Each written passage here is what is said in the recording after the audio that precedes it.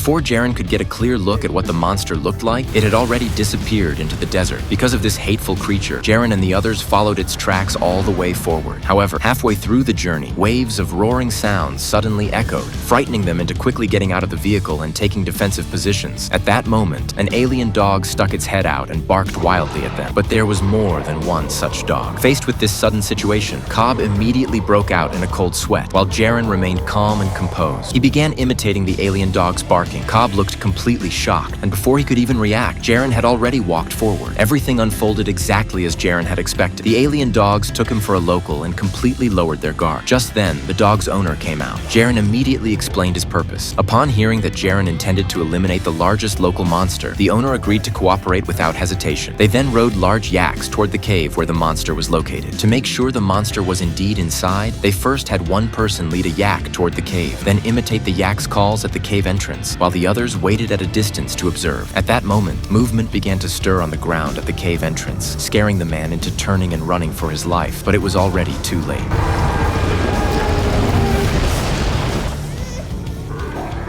In the end, the yak used as bait was completely unharmed, while the man leading it was eaten by the monster. With the monster's lair now confirmed, the next day, everyone prepared sufficient equipment. Jaren led a large group to eliminate the man-eating monster. They first set up various weapons and traps at the cave entrance. Once everything was ready, several people went back to the entrance again and began imitating the sounds of yaks. Soon, the monster rushed out of the cave once more. As soon as the monster showed itself, the massive road harpoons began launching an attack on it.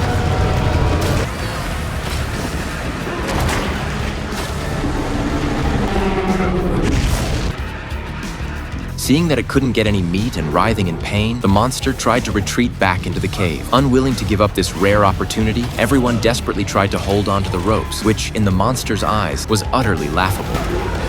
Jaren then ordered everyone to launch a full-scale attack on the monster, hoping to provoke it and draw it out of the cave again. As the firepower continued, the monster became extremely agitated. The group thought the monster was easy to deal with, not realizing they had completely enraged it and that it had already begun a fierce counterattack.